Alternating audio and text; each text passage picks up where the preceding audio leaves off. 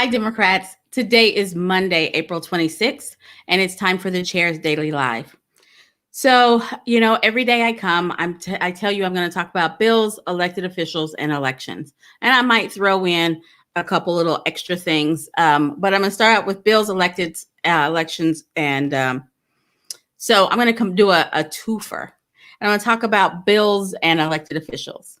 So today, perusing social media, and perhaps I should stay off of social media for a little while, but perusing social media, I come across our governor, and I'm just going to pause because it's annoying to say that, but I come across our governor demonstrating that he suffers from cognitive dissonance. Cognitive dissonance is when you have two conflicting thoughts and beliefs, and they cause you stress or they cause you strife. And so maybe we've come up with the reason of why some of his decisions seem haphazard. Maybe he's a little stressed out. So he was celebrating in one post. He was celebrating that he signed making Oklahoma a Second Amendment sanctuary state.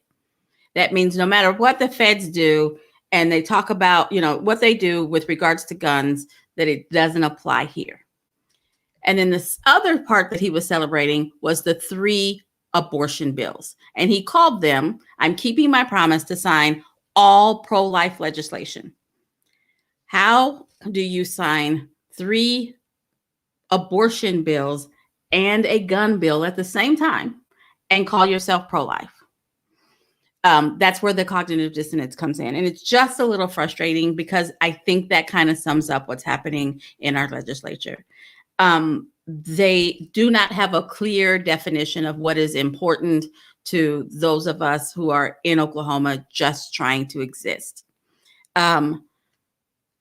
This Second Amendment sanctuary state nonsense is just that. It's nonsense. It is meant to send some signal that I can't figure out because I'm not on that frequency, but it doesn't protect us. It doesn't do anything to protect us.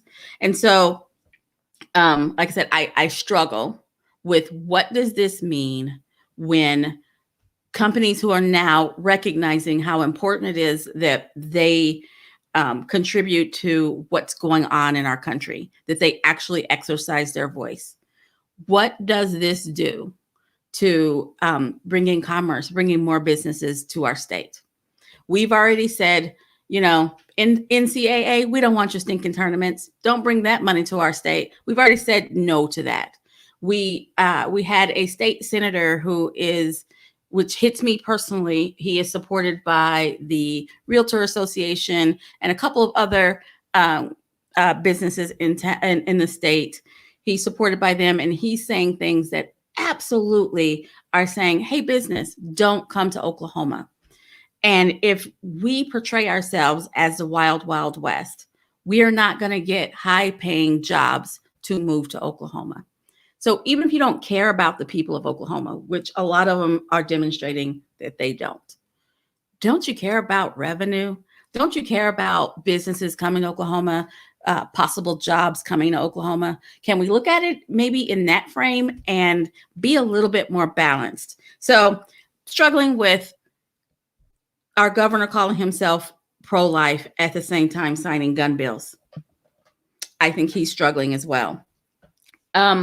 So that's legislation that's happening right now. And as you guys know, last week, the governor signed the bill that says it's okay to run over protesters. And if you organize a protest and you took out the what is it called? You're the one you applied for the my words are escaping me. I apologize. But you're the one who said, I'm organizing this protest, this peaceful protest, and something happens that they can then charge you with a felony.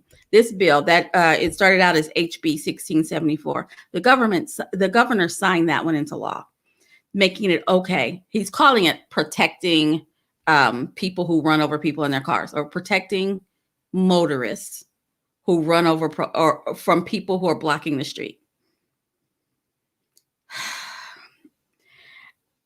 It's disgusting. We made national news for it, and it's just another demonstration of how the majority party in our state doesn't want to hear from those of us who live here. They just kind of want to tell us what to do and not take our word for it. We're not standing for it. And so Joshua Harris Teal, who you guys may know as the former president of Young Democrats of Oklahoma, the current president of Young Democrats of America, proud for him to be an Oklahoma resident, he is leading up the charge for a veto referendum, which is a petition that aims to undo this ridiculous law. And so you will be seeing that his goal to having that out is on May 1st. And I wanted to kind of get your heads up, get your pens ready, look up your voters registration, make sure that you're up to date. We need a bunch of signatures. I'm going to let him tell the news. We need a bunch of signatures, not as many as you would think, though, to undo this law. It's the veto referendum. We think the number might be State Question 817. We'll know by tomorrow morning. So be on the lookout for that. If you're a notary, we're going to need your help. If you are willing to get the training to have petitions signed, we are going to need your help.